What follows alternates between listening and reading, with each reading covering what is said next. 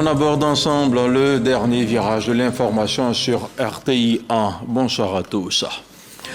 Recette fiscale, le ministre Adama Coulibaly appelle à franchir la barre des 5 000 milliards de francs CFA. À la faveur d'un séminaire bilan 2024 à Yamoussoukro, il s'est projeté sur les perspectives de l'année en cours. L'on retient que les recettes fiscales sont en progression de 13,7% par rapport à 2023. Le ministre de la Communication, porte-parole du gouvernement, a reçu les vœux du Nouvel An du personnel de son département et des structures sous tutelle, sans oublier les organisations professionnelles du secteur. Dans les locaux de la RTI, Amadou Coulibaly a aussi visité l'infirmerie réhabilitée de la radiodiffusion télévision ivoirienne.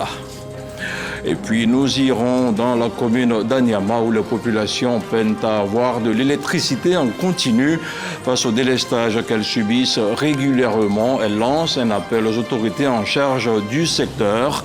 La municipalité qui s'en défend pointe du doigt la démographie galopante dans la cité du Koula.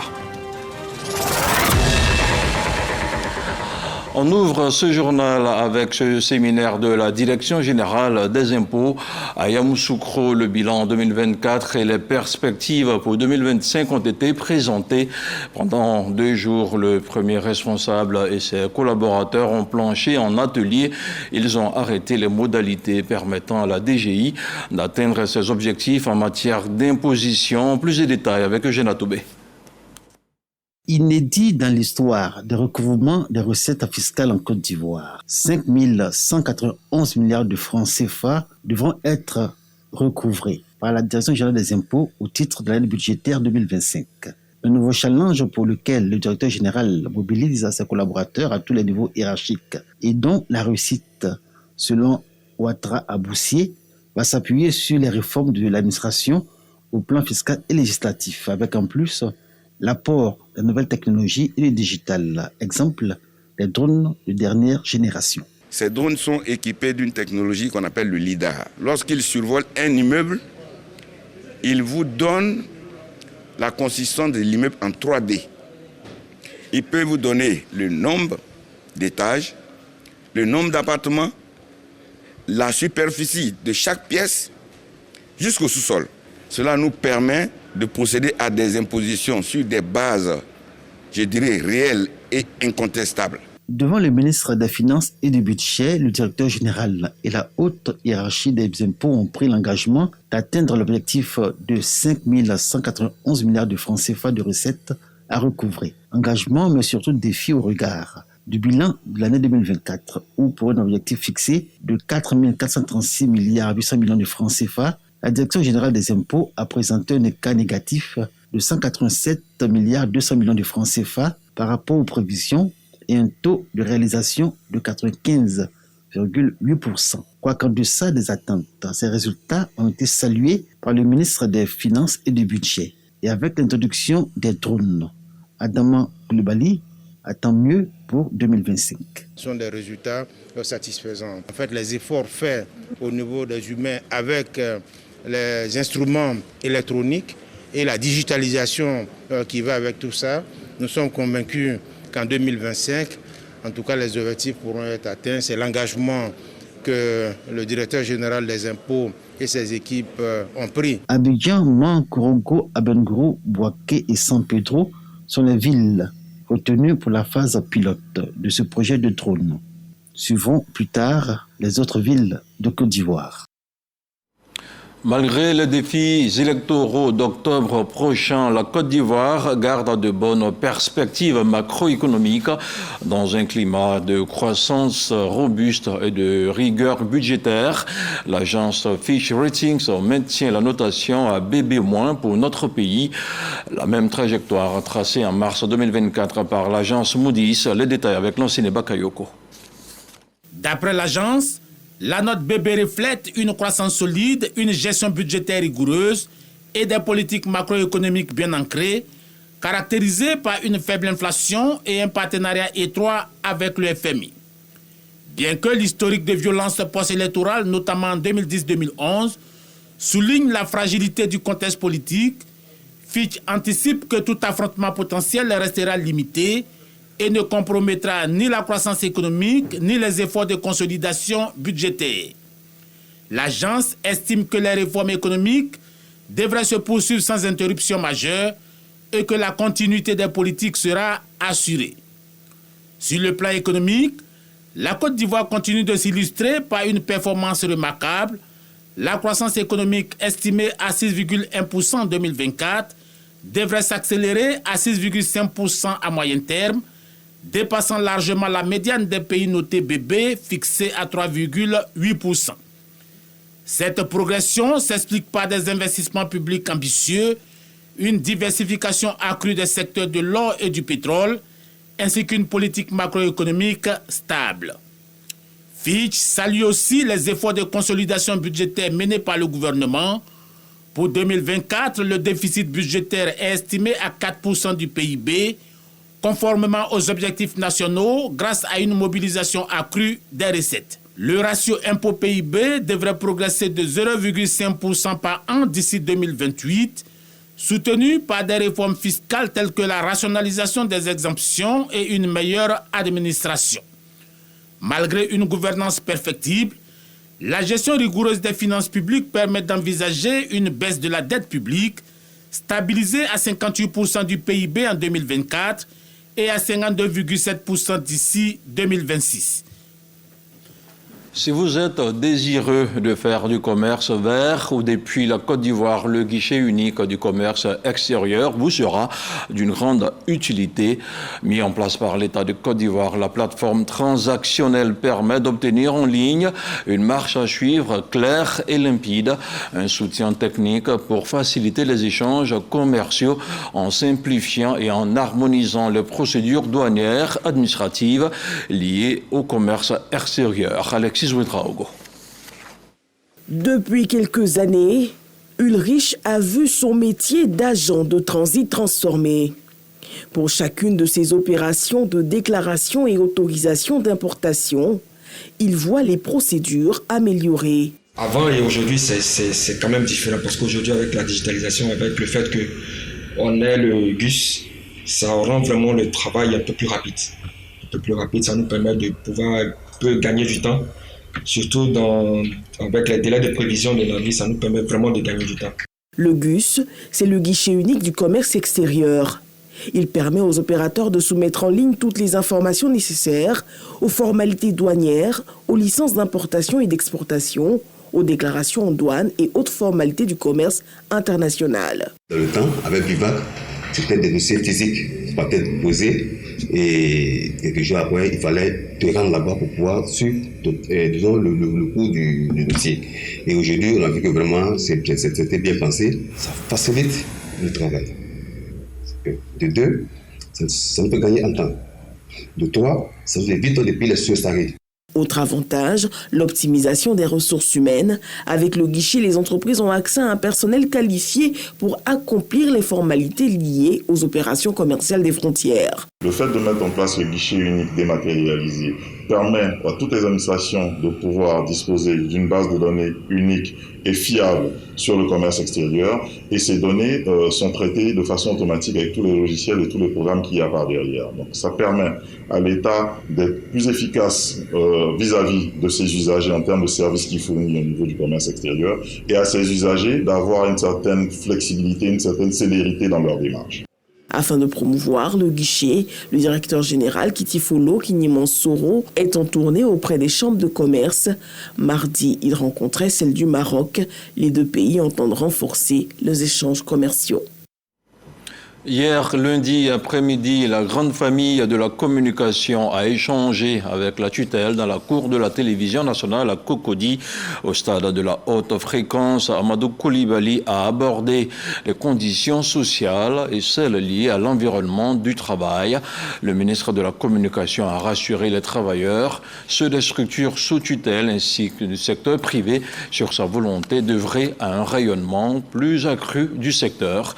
Le compte-rendu de Walter Amadou Ouattara. Le stade de la haute fréquence de la RTI à Cocody accueille du beau monde composé de patrons du secteur de l'audiovisuel, de la presse écrite et du digital. Un bilan des actions en faveur des médias en Côte d'Ivoire est fait par des dirigeants des structures publiques et privées. Ils traduisent leur gratitude au ministre de la Communication sans oublier d'émettre des doléances. On peut évoquer également l'appui exceptionnel accordé par l'État à la RTI pour faire face aux grands rendez-vous à venir et la réalisation de quelques projets structurants et surtout l'ouverture d'échanges autour du modèle de financement durable de l'audiovisuel public. On peut également évoquer l'adoption du plan stratégique de la SDM et la mobilisation de ses ressources. Monsieur le ministre, votre attention particulière portée au développement de cette mutuelle la portera demain très certainement vers des prestations de retraite complémentaires pour tous ses membres et impactera encore plus positivement la vie des acteurs des médias par des projets de vie comme celui de posséder une maison. Alors que nous entamons cette nouvelle année, nous prenons l'engagement de persévérer dans la voie de l'excellence.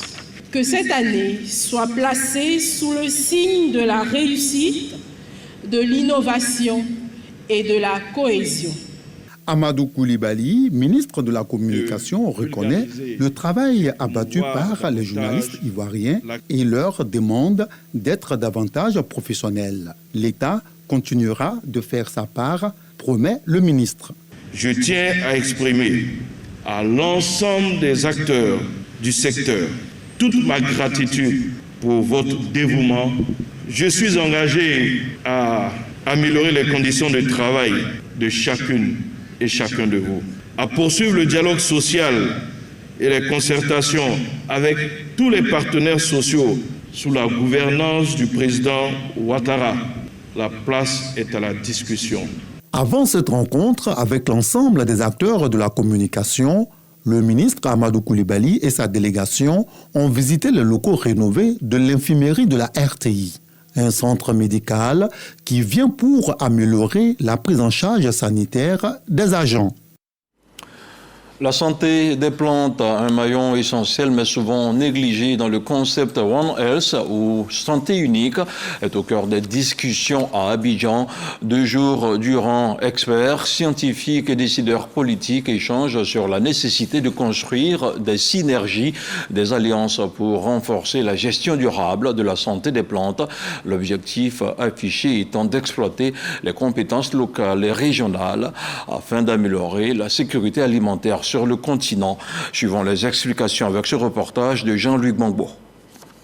Abidjan accueille le Plan ILF Convening, une rencontre scientifique d'envergure dédiée à la santé des plantes, sous le thème « Construire des synergies pour renforcer la santé des plantes dans un monde régi par le concept One ILF ». L'événement rassemble experts et partenaires stratégiques venus d'Afrique et d'ailleurs. La santé des plantes est un enjeu également de santé publique pour le monde entier, également pour notre région. Et il était tout à fait indiqué que nous organisions cette réunion pour profiter des compétences et des expertises de toutes les organisations qui luttent contre les ennemis des cultures dans la région depuis déjà plusieurs années. Dans le trinôme du concept One Health, santé humaine, santé animale et santé environnementale, la santé des plantes est souvent oubliée.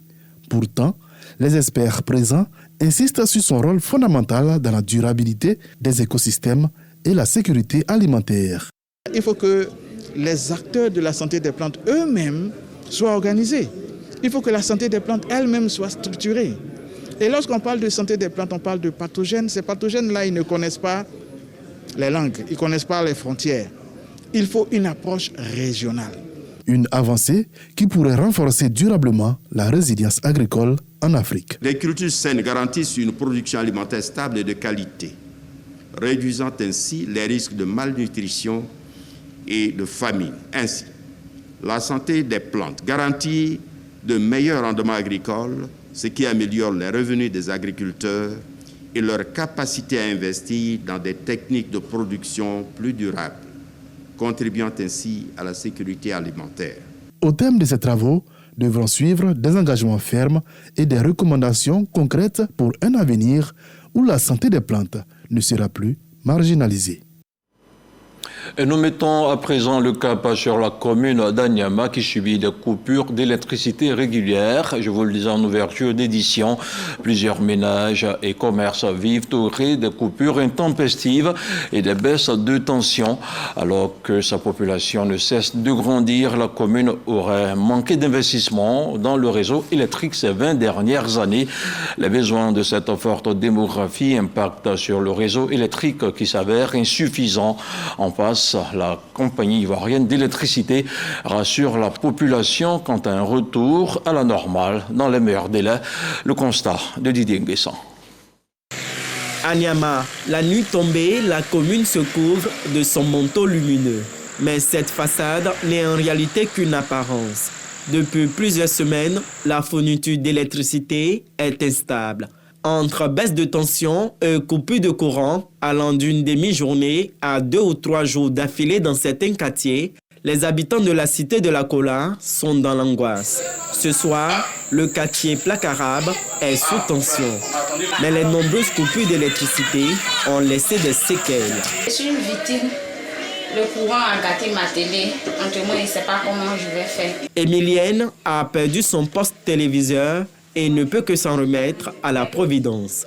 Dans cet autre ménage, à force de coupure, la lumière ici est l'exception.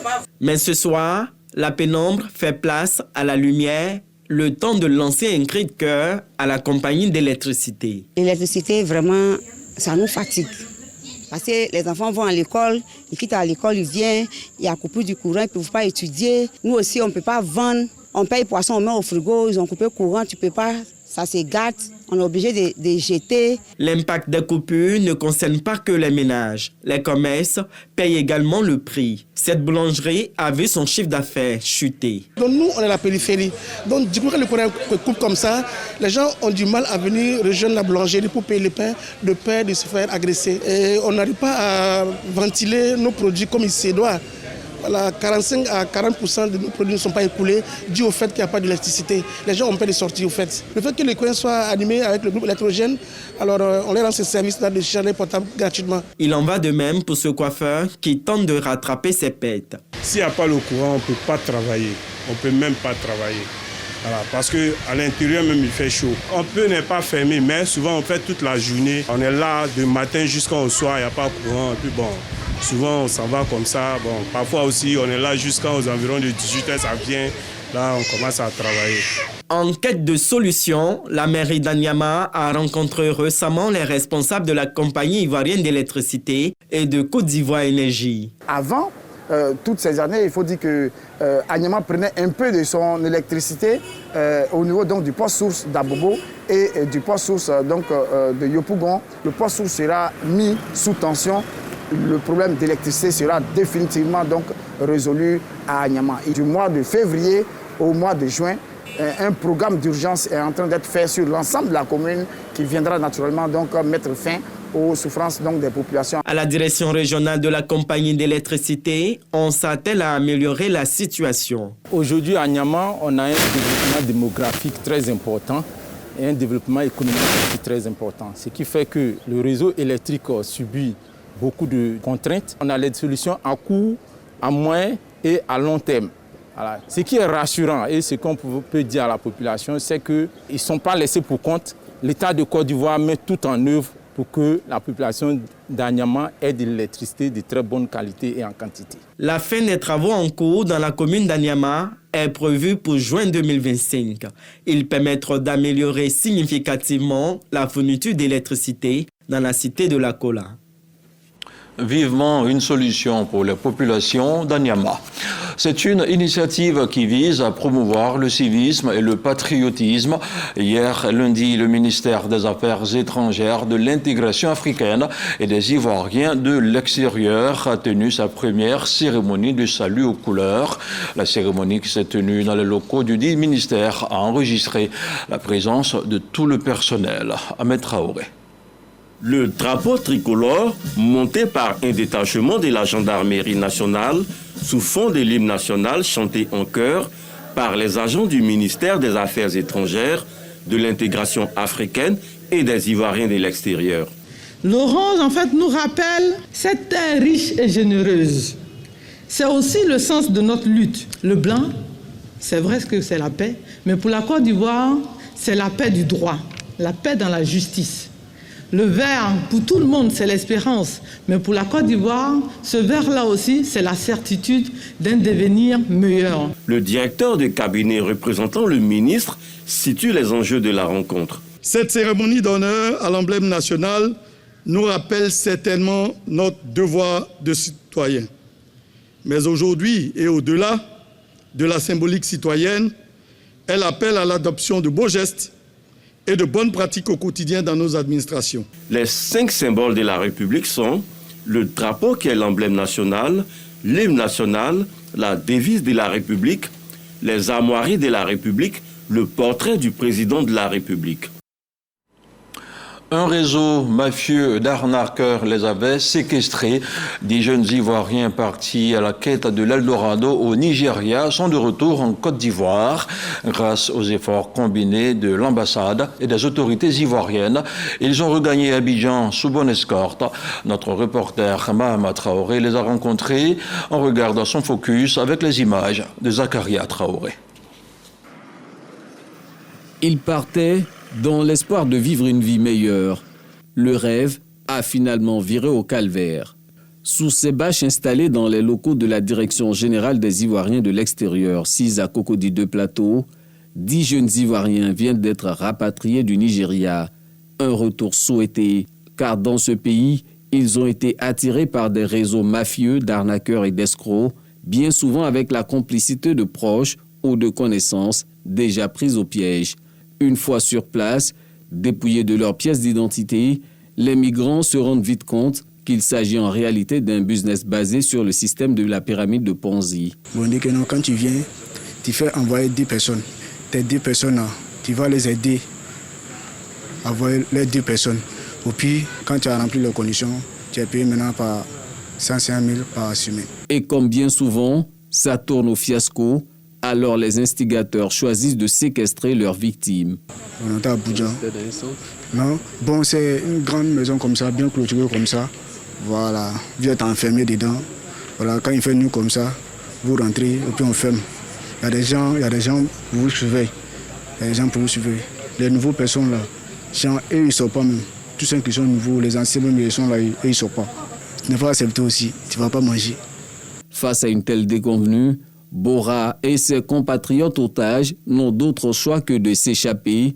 L'un d'entre eux parvient à le faire et le signale à l'ambassade de Côte d'Ivoire au Nigeria. Avec le soutien des autorités nigérianes, la chancellerie parvient à les sauver et à les ramener au pays. Je voudrais remercier vraiment les autorités nigérianes pour leur collaboration, les autorités ivoiriennes également qui nous soutiennent. Et d'après les informations dont nous disposons, avec les témoignages de ceux qui ont pu être libérés, il existe encore plus d'une vingtaine qui sont dans les pièges de ces réseaux. À travers les interrogations qui sont menées, on arrive à savoir comment ils ont pu partir au Nigeria, quels sont au plan interne les acteurs qui ont contribué à leur départ et comment, de fil en aiguille, on peut remonter ces chaînes. L'idée, c'est qu'on arrive dans une approche diplomatique, à libérer tous ceux qui s'y trouvent et à terme à mettre fin à ce type de centre qui n'a pas sa raison d'être. Sous une autre forme, cette illusion de trouver l'Eldorado au Nigeria est en réalité un phénomène de traite de personnes bien organisé. Benoît Moïse en a fait les frais 10 ans durant. Moi, mon réseau, c'était un réseau de vente.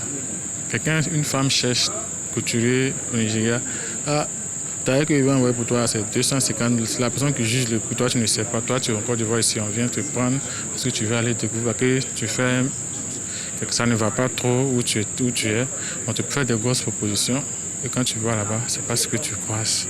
Soulagés de regagner le pays, ces migrants dont l'âge varie entre 18 et 35 ans peuvent désormais envisager des lendemains plus sereins avec le soutien de l'État.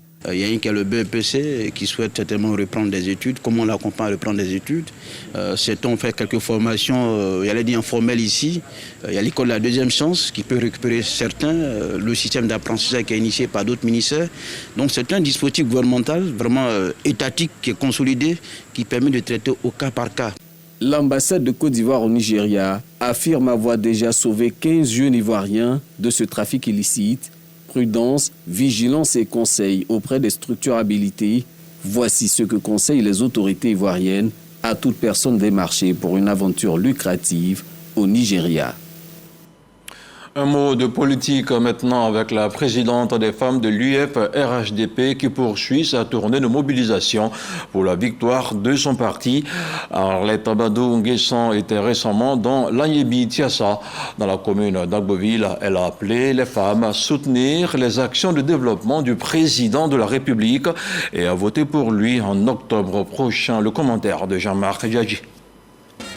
Elles sont venues de toute la région de l'Agnebi-Tiassa afin de communier avec Arlette Badou, la présidente de l'Union des femmes RHDP. L'enjeu, promouvoir les actions de développement du président de la République, Alassane Ouattara, et remobiliser les troupes pour les échéances électorales d'octobre prochain. Chers sœurs, restons soudés. Ensemble, nous continuerons d'écrire les plus belles pages de l'histoire de notre pays avec son Excellence Alassane Ouattara, président de la Côte d'Ivoire. Arlette Badou, présidente de l'UF-RHDP, a prôné l'union et l'entente entre les filles et fils de l'Agnebi-Tiassa pour une victoire de leur leader à l'élection présidentielle. Il ne suffit pas de rester à la maison pour dire je suis militante. Il faut aller à la recherche des autres femmes. Ces femmes qui n'ont pas encore compris que le seul chemin du bonheur en Côte d'Ivoire en ce moment s'appelle Alassane Ouattara. Ne soyons pas dispersés. Respectons les mots d'ordre de nos secrétaires départementaux. Parce que c'est en ça que nous allons avoir le bonheur que nous cherchons. Pierre Demba, fils de l'Agnebi-Tiassa et cadre RHDP, réitère son soutien aux femmes du parti dans la reconquête du pouvoir présidentiel. Ça a été un intense moment donc, de remobilisation de nos troupes. Je voudrais donc, au-delà de la délégation qui nous visite, dire merci au chef de l'État, son Excellence Alassane Ouattara, pour tout ce qui a été réalisé dans cette région et qui fait qu'aujourd'hui, le RHDP, c'est le parti de la région. Et le président Alassane Ouattara est le candidat de tous ceux qui vivent dans cette belle région. Avant son meeting final à Agboville, Arlette Badou a parcouru les communes de Tiassalé, Tahabo et Sikensi en vue de la remobilisation totale des femmes de l'Agnebi-Tiassa. On reste dans le champ politique avec le débat contradictoire de la COSACI qui se poursuit. La Côte d'Ivoire, un modèle de réussite à partir de 2011. C'était le thème de la 5e session. L'objectif affiché des organisateurs est de rapprocher les jeunes des joutes oratoires du scrutin d'octobre prochain. On en parle avec Ahmed Traoré. La Côte d'Ivoire, un modèle de réussite à partir de 2011. Thème du débat qui opposait deux associations de jeunesse, à savoir les Gardiens de la République et le Mouvement national pour la réconciliation et la paix. Pour le président de la coalition des organisations pour la stabilité africaine, la cohésion et l'inclusion, COSACI, ces rencontres visent à rapprocher les jeunes en prélude à l'élection présidentielle d'octobre 2025. L'idée véritablement d'organiser ce débat est d'amener la jeunesse politique à avoir des éléments de langage afin que les élections de 2025 là puissent mieux se passer. Nous savons le plus souvent que c'est à travers les meetings, c'est à travers les débats contradictoires que les litiges viennent. Et nous, en tant qu'une organisation qui lutte pour la stabilité, nous avons compris qu'il est important que nous puissions véritablement anticiper. C'est dans cette optique d'idée que nous avons bien voulu appeler toutes les organisations politiques afin que nous puissions nous asseoir, trouver maintenant les éléments de langage pour une élection apaisée. Les jeunes leaders conviés à ce 5e numéro des débats contradictoires de la COSACI trouvent cette initiative opportune. Si on a une lucarne pour pouvoir défendre ou donner des arguments de pourquoi nous sommes en train de soutenir le chef de l'État et qu'il est vraiment sans égal au niveau de la réalisation de beaucoup de projets, bien entendu qu'on sera là. C'est tout à fait normal puisque nous prenons les idéaux de cohésion, de paix et surtout de l'éveil de conscience de la jeunesse. Alors c'est tout à fait évident que celui qui voudrait que la jeunesse soit éveillée participe au débat public, politique et social de son pays. La coalition des organisations pour la stabilité africaine, la cohésion et l'inclusion, COSACI, est un mouvement politique proche du RHDP. Son objectif majeur est de rassembler les forces vives du pays autour du modèle Alassane Ouattara. Du sport, du football, le lundi 3 février marquait l'an 1 de la victoire des éléphants en quart de finale de la CAN 2023. Une victoire à l'arraché face aux Aigles du Mali. Un match qui aura marqué d'une empreinte indélébile l'esprit des Ivoiriens. Plusieurs milliers de supporters des éléphants ont commémoré l'instant au complexe Yessi Jackson de Yopougon. Le reportage de Khalid Diomandé à suivre dans nos prochaines éditions d'information. Et puis dans l'actualité internationale, le président américain Donald Trump a reçu ce mardi à Washington le premier ministre israélien Benjamin Netanyahou. Une visite qui intervient au moment où reprennent les délicates négociations sur la poursuite du cessez-le-feu entre Israël et le Hamas dans la bande de Gaza. Benjamin Netanyahou est le premier dirigeant étranger invité à la Maison-Blanche depuis le retour au pouvoir de Donald Trump le 20 janvier dernier, symbole de l'alliance indéfectible entre Israël et les États-Unis. Et c'est ainsi qu'on se quitte. Pour mieux se retrouver, je vous dis bonsoir et à très vite.